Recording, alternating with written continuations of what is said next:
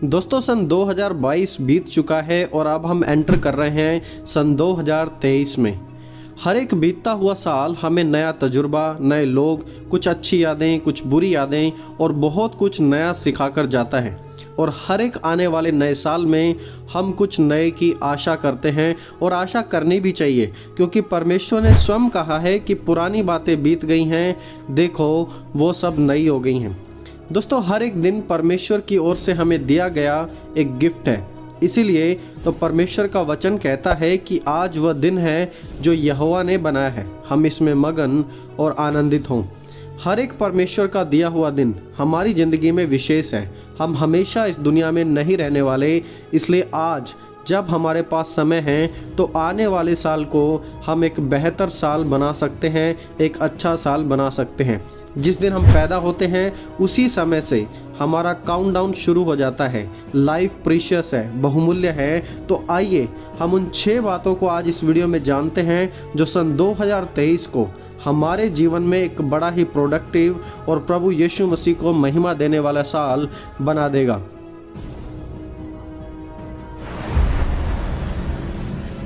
दोस्तों पहली बात, रेगुलर बाइबल स्टडी।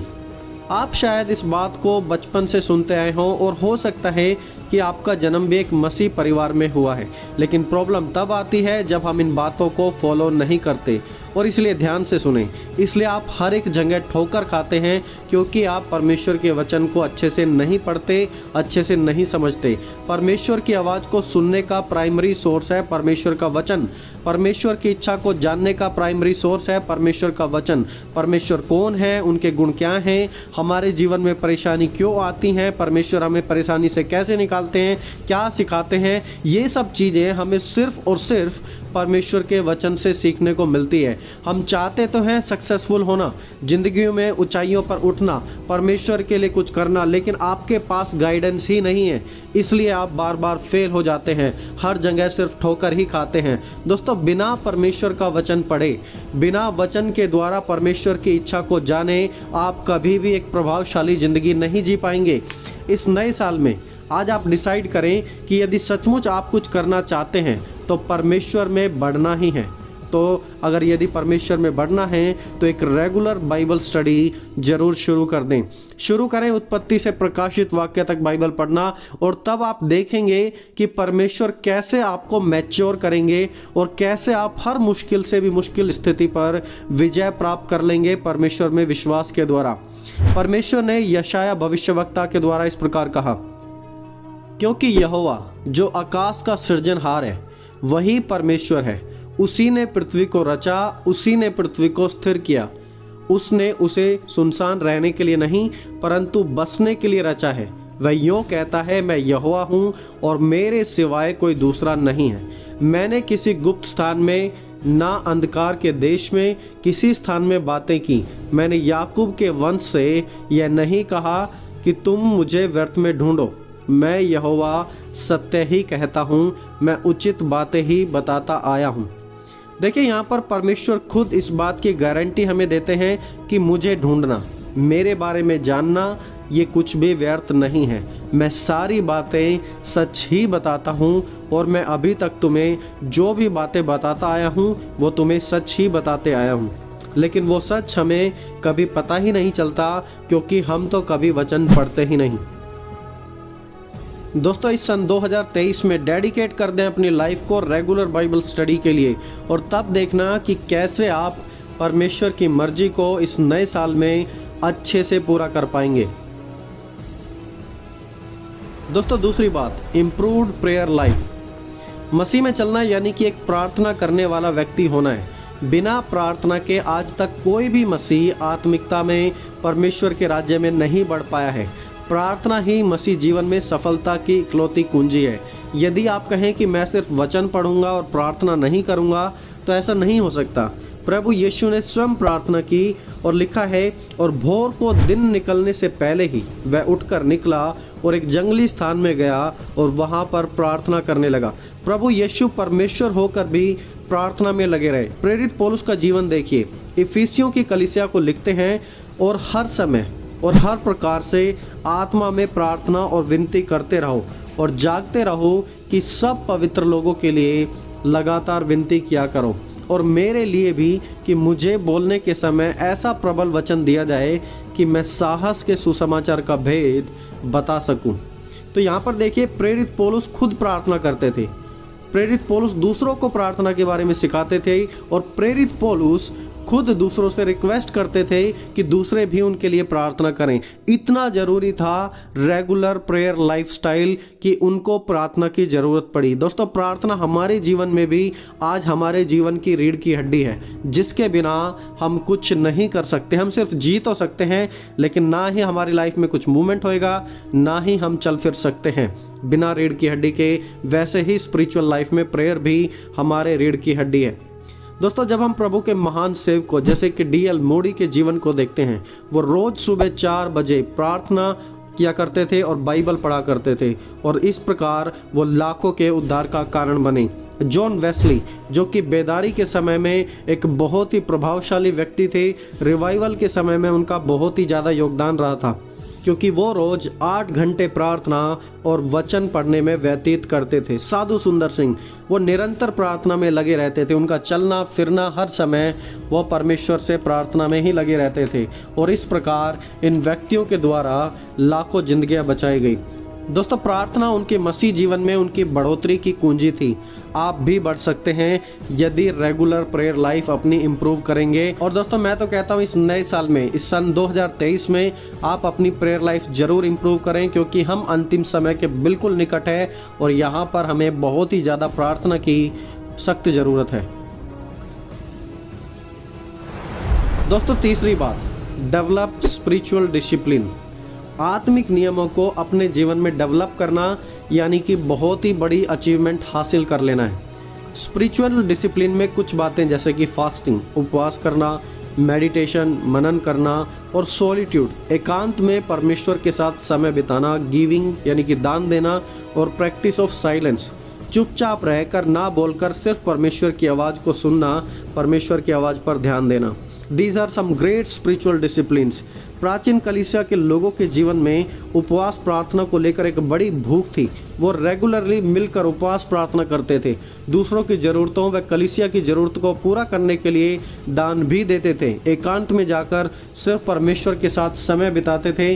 जैसा मरकुस 1 अध्याय की 35 आयत में हमने पढ़ा कि प्रभु यीशु ने भी सुबह सुबह उठकर एकांत में परमेश्वर के साथ समय बिताया प्रार्थना में। वचन का मनन करें, बार बार वचन को पढ़ें, सोचें उस वचन के बारे में कि प्रभु आपसे क्या बातचीत करना चाहते हैं, उस वचन के द्वारा प्रभु आपको क्या सिखाना चाहते हैं। दोस्तों, स्पिरिचुअल डिसिप्लिन के बिना मसीह लाइफ हमेशा अधूरी है। और यदि आप हमारे चैनल के रेगुलर सब्सक्राइबर हैं तो आप जानते होंगे कि हर इन स्पिरिचुअल डिसिप्लिन के टॉपिक पर मैंने सेपरेट वीडियोस बनाई हैं। आप फॉर मोर इन्फॉर्मेशन उन वीडियोस को देख सकते हैं ताकि आपको डिटेल्स में जानकारी मिल सके। दोस्तों, चौथी बात, work on your health. Health को लेकर एक बड़ा खतरा क्या बूढ़े क्या जवानों सब में दिखाई दे रहा है। हमारा शरीर भी उतना ही इम्पोर्टेंट है जितनी हमारी आत्मा है। देखिए, आत्मा सदा के लिए अनंत है, लेकिन शरीर अगले 50-100 सालों तक, जब तक हम पृथ्वी पर हैं, हमारे साथ रहेगा और फिर हमें एक दिन त्यागना पड़ेगा। शरीर परमेश्वर का बनाया हुआ है, बड़ी सुंदरता से परमेश्वर ने अपने हाथों से बनाया है।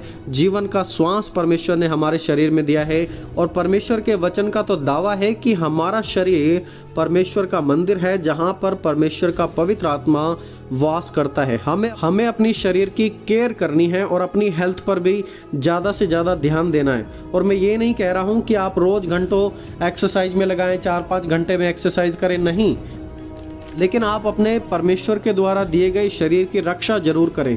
संसार में देखिए, जब तक हम हैं फिजिकल वर्ल्ड में, हमें शारीरिक ऊर्जा की भी ज़रूरत है। जब हमारा शरीर सही रहेगा तब हम आत्मिक चीज़ों पर भी अच्छे से कंसंट्रेट कर पाएंगे। जब हमारा शरीर सही है तो हम मीलों दूर जाकर परमेश्वर की सेवा भी कर पाएंगे, और जब हमारा गला ही ठीक नहीं है तो हम कैसे प्रचार कर पाएंगे। तो हमारी शारीरिक लाइफ भी, हमें अपनी हेल्थ के ऊपर भी ध्यान देना है। सो दोस्तों, 2023 में आप अपनी हेल्थ पर भी ध्यान दें, क्योंकि ये शरीर परमेश्वर के द्वारा बनाया हुआ, आपको गिफ्ट के रूप में दिया गया शरीर है। आप इसकी अच्छे से देखभाल करें। देखिए, होता क्या है, जब हम एक्सरसाइज नहीं करते, अपने शरीर की हेल्थ के ध्यान नहीं देते, तो लेजीनेस आने लगती है, और लेजीनेस के कारण फिर ना ही हमारा प्रार्थना में मन लगता है, ना ही वचन पढ़ने में मन लगता है, सिर्फ नींद आती है और सिर्फ भारीपन ही हमें लगता है।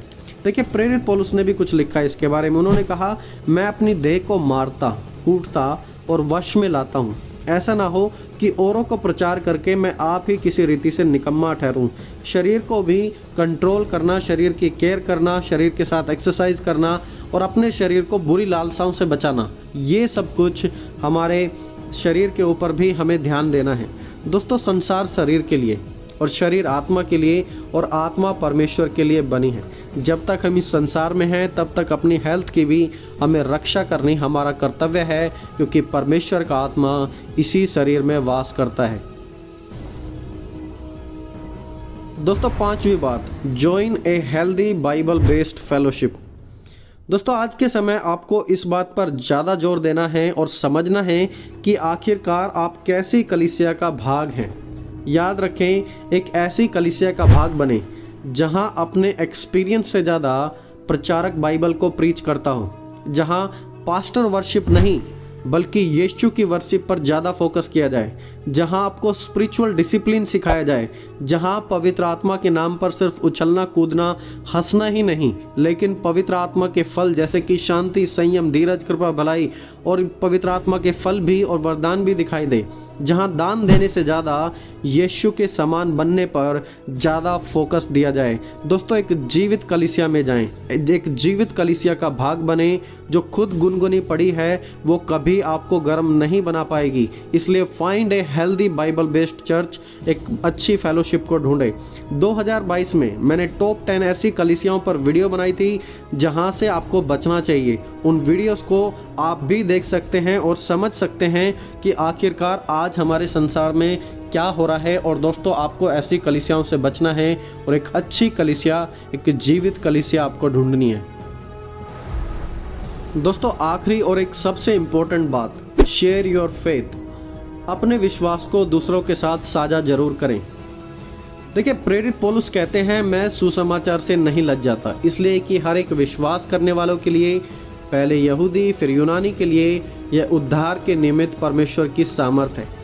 हमारे पास जो प्रभु यीशु मसीह का सुसमाचार है उसे दूसरों से बांटने के लिए हमें शर्म कभी नहीं करनी चाहिए, ना ही डरना चाहिए, क्योंकि यही सुसमाचार हम सभी के उद्धार का कारण है। हर एक इंसान, चाहे वो किसी भी जाति से, किसी भी देश से, किसी भी कलर का क्यों ना हो, जब वो इस सुसमाचार पर विश्वास करता है तो वो बचाया जाएगा।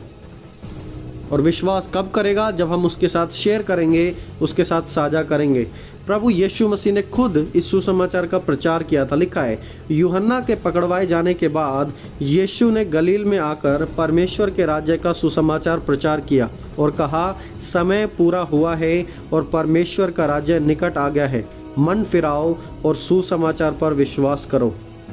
TGC की एक रिपोर्ट का दावा है कि 80% क्रिश्चियंस कभी भी दूसरों के साथ अपना विश्वास नहीं बांटते। 80% मसीह कभी अपना विश्वास नहीं बांटते। मतलब सिर्फ 20% ही ऐसे विश्वासी हैं मसीह में जो अपने विश्वास को शेयर करते हैं। उस रिसर्च में यह भी बताया गया था कि 50% मसीहों ने कहा कि उन्होंने कभी अपने लाइफ टाइम में किसी को चर्च आने के लिए कभी इनवाइट नहीं किया। We are so poor in sharing our faith. हम अपना विश्वास को दूसरों के साथ साझा करने में बहुत ही ढीले हैं, बहुत ही कमज़ोर पड़े हुए हैं। लेकिन दोस्तों, यह प्रभु यीशु मसीह का आदेश है कि हमें यह सुसमाचार दूसरों तक बांटना है, और तभी जब हम दूसरों तक सुसमाचार बांटेंगे तो लोगों के उद्धार का कारण वो बनेगा।